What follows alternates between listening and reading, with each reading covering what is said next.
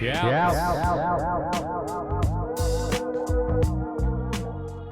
we're talking about this kind of infinite, like reaching infinite complexity, where do you see the future of the art world going? Do you think there'll be like a push into more like digital or virtual reality spaces?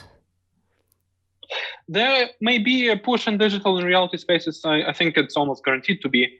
But again, that itself is the platform. That is the medium. What kind of my question is what kind of discourses are going to predominate there? Who's going to control it?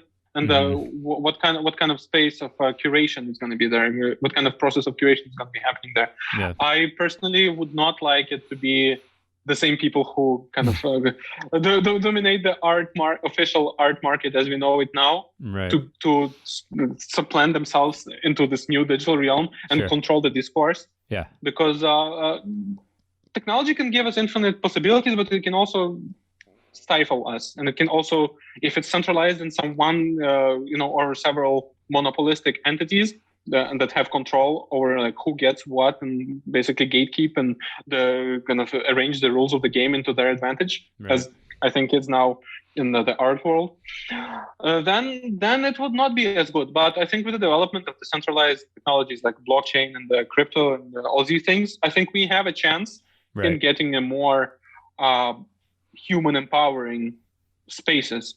Yeah. And even this show that I'm gonna have, what we're talking now, with Ryan's gallery. Yes. And Ryan, to whom I'm really thankful for giving me this opportunity to exhibit in US. Yeah. I think it's kind of his gallery is a unit in an emerging kind of alternative space of exhibiting art. Yeah. As a kind of counter to the official, super regulated, old school now kind of art market. Yeah. That is not only controlled by monetarily, like through like established financial means, but through kind of most important is through kind of ideology that I referred to earlier. Yeah. And I wanted to ask you about that. Why do you think this kind of I don't know what I would call it, but it seems like in the 19th, early 20th century, there was kind of more of a focus on like aesthetic and beauty and things like that. And so why do you think it took a turn into more just conceptual, one stripe on a canvas or splatters on a canvas kind of thing?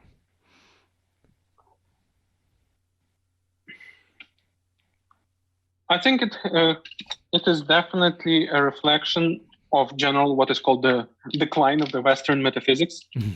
And kind of because in 19th century, with the rise of science and technology, the West became more and more secular and renounced kind of the transcendental realm, what was mostly dominated by Christianity in the West. And more as that more and more started to disappear, the traditional ideas, ancient ideas of beauty, truth, and goodness, they kind of got detached and like spread into different directions. And later in 20th century, that developed more and more. And fundamentally, after World War II, we have the start of postmodern philosophy, which relativized everything and basically, in a kind of nihilistic, in a completely nihilistic sense, undermined the assumptions that were dominant in European culture for centuries about beauty, about order, about hierarchy, about all these things. And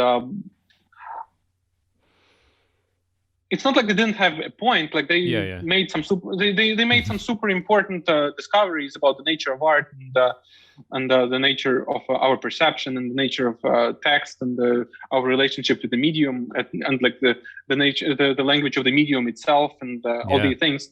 And like how, for instance, like the Marcel Duchamp kind of ready-mades and the urinal and like the contextualization of kind of useful tools, objects, and to bring them into museum space and how they transform based on where they are, and the ability to show, basically to uncover the inner mechanism of the creation of the works of art, and to kind of dismantle all our assumptions of what was before that. Yes, I get it. Great, you guys did it. That's awesome.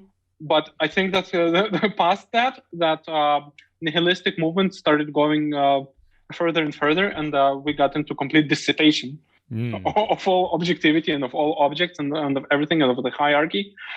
And that I think is fundamentally not good. And I think we need to return to some kind of more creation of new access and the new forms of building and the new forms of I mean, I can't put it any other way other than hierarchy. We need some kind of new way. We need order. We need some kind of new order of a series or a series of orders or something that is going to fill that void. Otherwise, we're going to be forever stuck in this sort of destructive spirit of nihilism, trying to undermine and question everything and relativize everything. And that is fundamentally, it has no end. It's infinitely going to divide. This destructive spirit has no end. I think it's going to infinitely go and go, and it's going to go into get into this infinite regression. Yeah. And on the kind of on the purely utilitarian level of art business and the art market and things like that, it turns into a kind of power game of who can promote war and who can promote more and who can put who where and like in the system of this. So yeah, they were trying to basically destroy hierarchy, but they still left a hierarchy for themselves in terms of who they put how and they control and manipulate the market and culture. Yeah, and I think we need to. And I think we need to break from that and create our own other alternative spaces where we're going to have other narratives started, because if we're not going to have any narrative at all, it's going to be destruction forever. Yeah. That made me think of like reductionist materialism, right? Where like if you take a thing and you just keep chopping at it, like eventually you're not going to have anything. And if you're chopping at the ground you stand on, which, whatever, if it's the art world, like you have to have, I think most people appreciate beauty. You're talking about the true, the good, the beautiful. Yeah. Like truth is kind of hard sometimes to figure out. Good it can be pretty relative depending on who's perceiving or making that call. But beauty is pretty easy. That's an easy one for us to perceive. It's easier. I think it's easier. Yes. And of course, they say like they make the most incredible nonsense ever, and then they say the beauty is in the eye of the beholder. And to a certain extent, that's true, but not to an infinite relativistic extent. Yeah, not to an absolute extent. Yeah, no, not to an absolute relativistic extent where there's infinite, no limit to that. And in terms of truth, in terms of scientific truth as an accurate representation of objective reality, art is basically no good for that.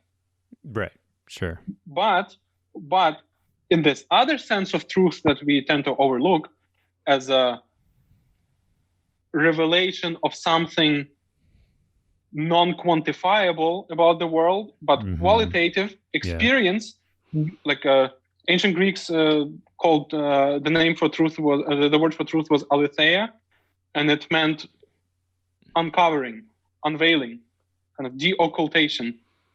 And in that sense, art can encapsulate and show something about the world and your experience to it that regular scientific 2 + 2 = 4 truth cannot. Yeah. So that's why art is extremely important.